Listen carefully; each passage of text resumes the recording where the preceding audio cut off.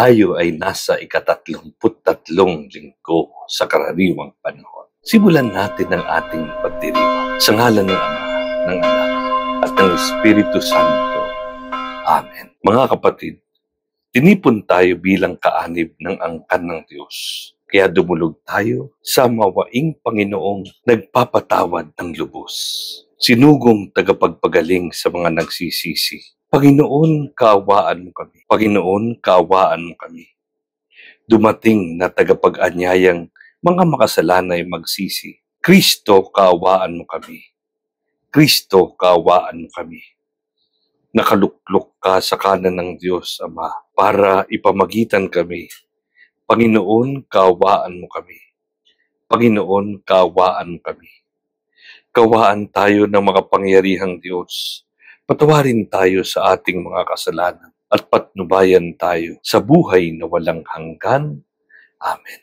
Papuri sa Diyos sa kaitaasan at sa lupa'y kapayapaan sa mga taong kinalulugdan niya. Pinupuri ka namin, dinarangal ka namin, sinasamba ka namin, pinagbubunyi ka namin, pinasasalamatan ka namin dahil sa dakila mong angking kapurihan. Panginoong Diyos, Hari ng Langit, Diyos amang makapangyarihan sa lahat, Panginoong Hesukristo, bugtong na anak, Panginoong Diyos, Kordero ng Diyos, anak ng Ama, ikaw na nag-aalis ng mga kasalanan ng sanlibutan, maawa ka sa amin. Ikaw na nag-aalis ng mga kasalanan ng sanlibutan, tanggapin mo ang aming kahilingan. Ikaw na naluluklok sa kanan ng Ama, maawa ka sa amin. Sapagkat ikaw lamang ang banal, ikaw lamang ang Panginoon, ikaw lamang o Jesucristo ang kataas-taasan, kasama ng Espiritu Santo, sa kadakilaan ng Diyos Ama.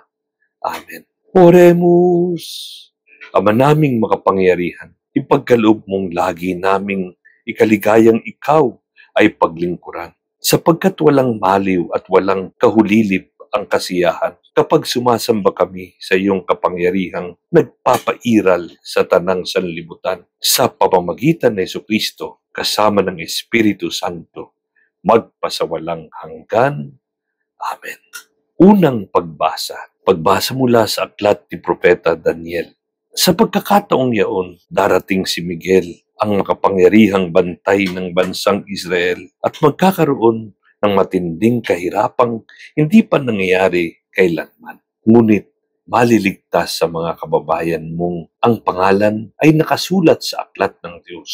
Mabubuhay ang marami sa mga namatay sa lahat ng panig ng daigdig. Ang iba'y sa buhay na walang hanggan. At ang iba'y sa kaparusahang walang hanggan. At yaong may pagkaunawa at umakay sa marami tungo sa kabutihan ay magniningning na parang tala sa kalangitan magpakailanman.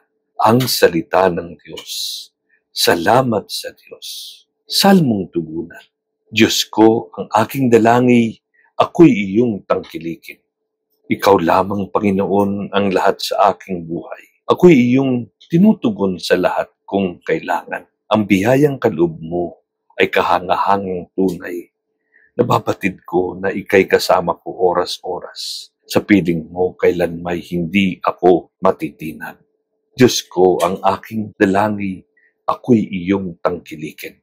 Kaya't ako'y nagdiriwang, ang diwa ko'y nagagalak. Ang lagi kong nadaramay, hindi ako matitinag. Pagkat di mo tutulutang ang mahal mo ay malaga sa balon ng mga patay upang doon ay maagnas. Diyos ko, ang aking dalangi, ako'y iyong tangkilikin. Ituturo mo ang landas na buhay ang hahantungan. Sa piling mo'y madarama ang lubos na kagalakan. Ang tulong mo'y nagdudulot ng ligayang walang hanggan. Diyos ko, ang aking dalangi, ako'y iyong tangkilikin.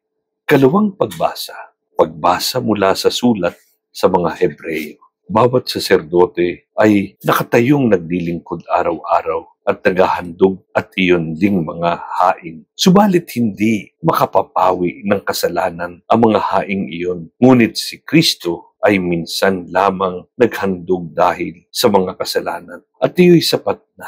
Pagkatapos, lumuklok siya sa kanan ng Diyos. At naghihintay siya roon hanggang sa lubusang pasukuin sa kanya ng Diyos ang mga kaaway. Sa mga tuwid, sa pamamagitan ng isa lamang paghahandog ay kanyang pinapaging banal magpakailanman ang mga nilinis niya sapagkat ipinatawad na ang mga kasalanan. Hindi na kailangan pang maghandog dahil sa kasalanan. Ang salita ng Diyos. Salamat sa Diyos. Aleluya, aleluya. Manalangin walang humpay samantalang hinihintay si Jesus na poong mahal. Aleluya, aleluya. Sumain niyo ang Panginoon at sumayo rin. Ang mabuting balita ayon kay San Marcos. Papuri sa iyo, Panginoon. Noong panahon iyon, sinabi ni Jesus sa kanyang mga alagad, sa mga araw na iyon, pagkatapos ng mga napakalaking kapighatian, magdidilim ang araw.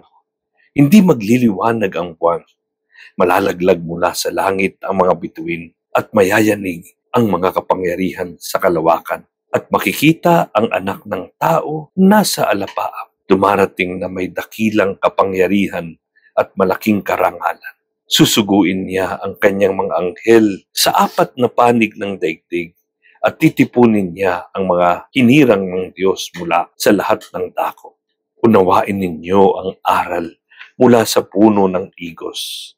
Kapag sumisipot na ang mga dahon sa mga ito, alam ninyong malapit na ang tag-araw. Gayon din naman, kapag nakita ninyong nangyayari na ang mga bagay na ito, malalaman ninyong malapit na ang panahon ng pagparito niya. Nagsisimula na. Tandaan ninyo, magaganap ang mga bagay na ito bago mamatay ang mga taong nabubuhay sa ngayon. Mawawala ang langit at lupa, ngunit ang mga salita ko'y hindi magkakabula. Ngunit walang nakakaalam ng araw o oras ng pagsapit niyon, kahit ang mga anghel sa langit o ang anak man. Ang Ama lamang ang nakakaalam nito. Ang mabuting balita ng Panginoon. Pinupuri ka namin, Panginoong Hesukristo. Ngayong araw ang ikalawa at panghuling linggo ng taon sa kalendaryo ng simbahan. Tungkol sa kaganapan ng panahon, ang tema ng mga pagbasa sa ika-33 linggo ng karaniwang panahon.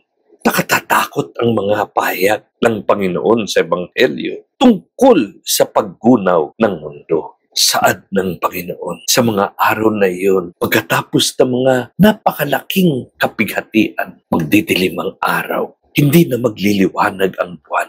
Malalaglag mula sa langit ang mga bituin at mayayanig ang mga kapangyarihan sa kalawakan. Sadyang kahindik-hindik ang paglalarawan ng Panginoon ukol sa katapusan ng panahon. Kaugnay ang pagsapit ng kamatayan ng lahat ng tao at muling pagbalik ng anak ng tao upang lipulin ang lahat ng kasamaan sa daigdig. Ngunit kailan ba ito mangyayari? Kailan bang pagwawakas ng panahon? Kailan sasapit ang pangkalahatang paghuhusga? Walang makapagsasabi. Giit ng Panginoon, walang nakakaalam ng araw o oras ng pagsapit na iyon. Kahit ang mga anghel sa langit o ang anak man, ang Ama lamang ang nakakaalam nito. Sa pamamagitan nito, binigyan din ng Panginoon ang ibayong pag-iingat at pagiging handa. Hindi aniya dapat ipagsawalang bahala ang hula at lalong hindi dapat ipagbakasakali sapagkat may mga palatandaan na ibibigay ang Diyos bago dumating ang siguradong katapusan. Marami sa mga propesiya ni Jesus patungkol sa katapusan ay nangyari na at patuloy na nagaganap sa ating panahon. Katulad ng mga kalamidad, digmaan, giyera, malawakang pagkawasak ng kalikasan at pagkasawi ng marami. Malapit na ba talaga ang wakas ng kasaysayan at paggunaw ng mundo? Turo ng simbahan, maaari nga. Ngunit pwede rin namang hindi pa. Katulad ng saad ng Panginoon, wala talagang nakatitiyak at walang nakakaalam. Payo ng Iglesia, hindi tayo dapat mabuhay sa takot. Hindi ito ang dapat pagtuunan ng ating pansin. Nais lamang ng Panginoon na tayo ay laging maging handa, manalangin, umasa, at huwag mag-alala. Ito ang malinaw na aral para sa atin, lalo na sa hindi tiyak nating kinabukasan na dulot ng sunod-sunod na krisis. Dahil hindi nga natin tanto kung kailan magaganap ang simula ng katapusan ng mundo o ating sariling kamatayan. Hindi nga ba't kailangan tayong palaging gising? Di dapat tayo magpakasakali. Kailangan gumawa, kumilos tayo para sa ating kaligtasan. Kung tayo naman ay nasa panig ng Diyos, wala tayong anumang dapat ikabahala o ikatakot. Nawa, sa pagtatapos ng taong liturhiko ng simbahan, puspusin natin ang ating puso ng pag-asa at iba yung pananalig. Hindi pagpupumilit na gawin ang gusto natin, kundi ang gusto ng Diyos, ang pagpapakabuti, pagpapakabanal, bilang pagharap natin sa Panginoon sa araw ng paghuhukom ang dapat nating pagkaabalahan. Sumasampalataya ako sa Diyos Amang makapangyarihan sa lahat na may gawa ng langit at lupa. Sumasampalataya ako kay Jesucristo, iisang anak ng Diyos. Panginoon nating lahat, nagkatawang tao siya, lalang ng Espiritu Santo, ipinanganak ni Santa Mariang Birhen. Pinagpakasakit ni Poncio Pilato, pinako sa krus, namatay, inilibing, nanaog sa kinaroroonan ng mga yumao, na may 3 araw na buhay na magmuli, umakyat sa langit, naluklok sa kanan ng Diyos Amang makapangyarihan sa lahat. Doon magmumulang paririto at huhukom sa nangabubuhay at nangamatay na tao. Sumasampalataya naman ako sa Diyos Espiritu Santo, sa banal na simbahang Katolika, sa kasamahan ng mga banal, sa kapatawaran ng mga kasalanan, sa pagkabuhay na muli ng nangamatay na tao, at sa buhay na walang hanggan. Amen. Panalangin ng bayan. Ngayon, dumalangin tayo sa dakilang Ama na tayo'y bigyan ng sapat na lakas at pag-asa upang maging handa lagi sa oras ng kanyang itinakda. Manalangin tayo. Panginoon, tinggin mo kami. Patuloy nawang gabayan ng mga lider ng simbahan ang bawat mananampalataya tungo sa tamang landasin sa kabila ng kanilang mga pagkukulang at kahinaan. Manalangin tayo. Panginoon, dinggin mo kami. Maitaguyod nawa ng mga punong bayan ang isang lipunang makalangit, makatarungan, at mapagmalasakit sa pamagitan ng kanilang tapat na paglilingkod. Manalangin tayo. Panginoon, dinggin mo kami. Magsimula nawang magbagong loob ang mga taong nalulugmok sa pagkakasala, dala ng kamunduhan, abuso at karahasan. Tahakin nawa nila ang landas ng pagpapatawad at pagbabagong buhay. Manalangin tayo. Panginoon, dinggin mo kami. Paghilumin mo nawa at bigyan ng pag-asa ang mga taong nagdurusa, lalo na ang mga dukha. Bigyan mo sila ng sapat na lakas at pag-asang umasa sa iyong walang humpay na biyaya. Manalangin tayo. Panginoon, dinggin mo kami. Salubungin nawa ng mga anghel at mga banal ang mga kapatid naming pumanaw. Manalangin tayo. Panginoon, dinggin mo kami. Tahimik nating ipanalangin ang ating mga naisip, mga mithiin at intensyon para sa misang ito. Panginoon, ikaw ang aming kanlungan at pag-asa. Dingin mo kaming mga dumudulog sa iyo sa panalangin upang makapamuhay kaming naayon sa turo ng iyong anak at aming manunubos na si Jesucristong aming Panginoon, ngayon at magpakailanman. Amen.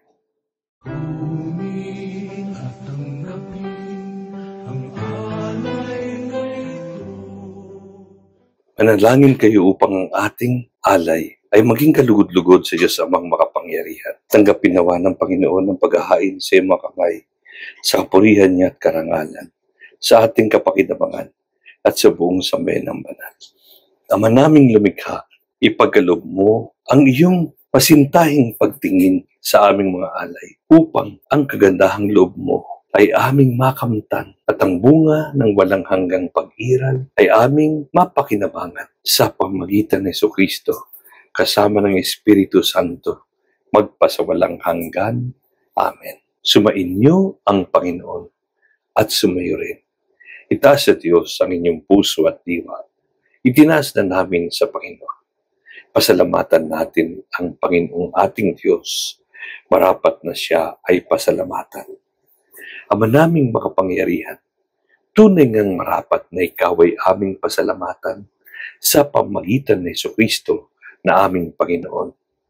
Sa dakilang pagtubos niya sa amin, ang kasalanan at kamatayang aming pasanin ay binalikat niya upang kami palayain at maitampok sa iyong luningning. Siya ang nagtanghal sa amin bilang liping hinirang, pari at haring lingkod sa iyong kamahalan. Mula sa kadiliman kami iyong tinawag upang makasapit sa iyong liwanag bilang iyong angkang may tungkuling maglahad ng iyong dakilang pag-ibig sa lahat. Kaya kaisa ng mga anghel na nagsisiawit ng papuri sa iyo nang walang kumpay sa kalangitan, kami nagbubunyi sa iyong kadakilaan.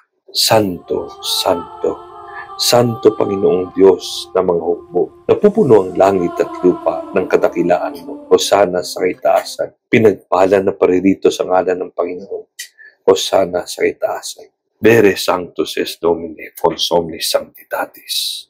Ec ergo quesimus Spiritus Tui, Prore Sanctifica, ut nobis corpus et sanguis fian, Domini nostri Iesu Christi, qui compassione voluntario tradetur, accepit panem, et agens fregit, deditque discipulis subis dicens, accipite, et manducate, ex hoc omnes, hoc est enim corpus meum, quod pro vobis tradetur.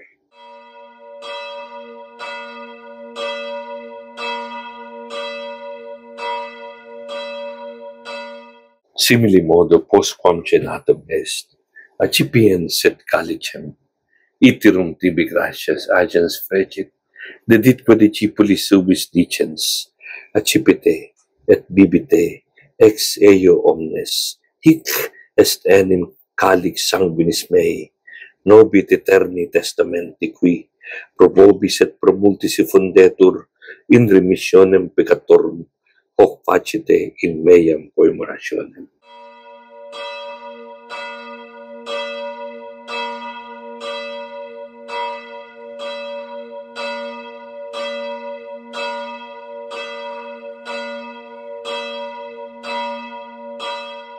Mysterium Fidei.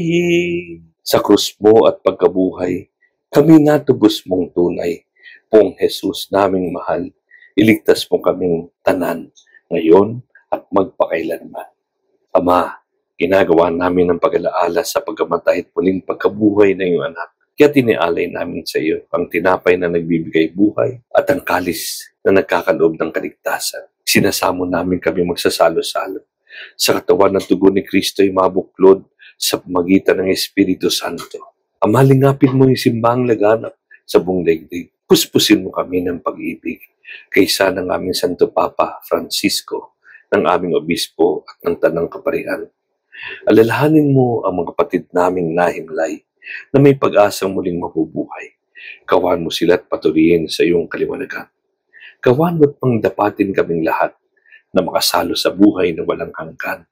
Kaysa ng mahal na Birheng Maria, Ina ng Diyos, ni San Jose, at lahat ng mga banal na namuhay sa daigdig na ito ng kalugod-lugod sa iyo. May pagdiwang nawa namin ng pagpupuri sa ikararangal mo sa pamagitan ng iyong anak na aming Panginoong Jesucristo. Sa pamagitan ni Kristo kasama niya at sa Kanya, ang lahat ng parangal at papuri sa iyo, Diyos sa mga makapangyarihan, kasama ng Espiritu Santo, magpasawalang hanggan. Amen. Sa tagubilin ng mga nakagagaling na utos at mabathalang aral, ating dasalin. Ama namin, sumasalangit ka. Sambahin ang ngalan mo. Mapasamin ang kaharian mo. Sundin ang loob mo dito sa lupa para ng sa langit. Bigyan mo kami ngayon ng aming kakanin sa araw-araw. Patawarin mo kami sa aming mga sala para ng pagpapatawad namin sa nagkakasala sa amin. Huwag mo kaming pahintulot sa tukso at iadya mo kami sa lahat na masama. Amen. Panginoon, sinabi mo sa iyong apostol, kapayapaan ang iniiwan ko sa inyo. Ang aking kapayapaan na binibigay ko, tunghayan mo ang aming pananampalataya at huwag ang aming pagkakasala. Pagkalooban kami na kapayapaan at pagkakaisa ayon sa iyong kalooban, kasama ng Espiritu Santo, magpasawalang hanggan. Amen. Ang kapayapaan ng Panginoon ay laging sumainyo at sumayo rin. Magbigayan tayo ng kapayapaan sa isa't isa.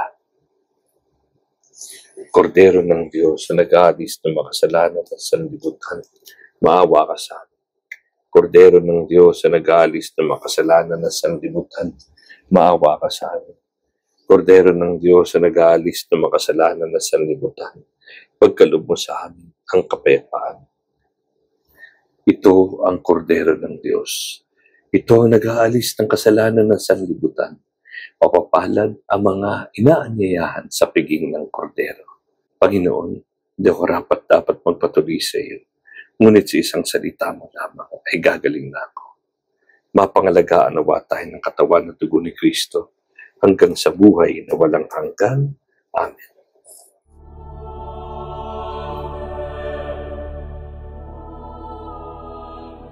Ang tipona sa pakikinabang. Sa sarili hangarin ko sa piling ng Diyos, madako at panatag ng totoo ang aking pag-asang ito na siya'y hindi maglililaw. Oremus, Ama naming mapagmahal, sa pinagsaluhan naming banal na pakikinabang, ang amin nawang pag-ibig ay lalong madagdagan ng ginawa mo sa amin sa pag-alala sa anak mong mahal na nag-utos ipagdiwang ang huling hapunan sa pamagitan ni Jesucristo kasama ng Espiritu Santo magpasawalang hanggan. Amen.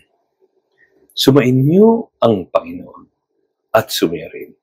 Pagpalain kayo ng makapangyarihang Diyos, Ama, Anak, at Espiritu Santo. Amen. Tapos na ang misa, humayo tayong taglay ang pagpapala at pag-ibig ng Diyos. Salamat sa Diyos.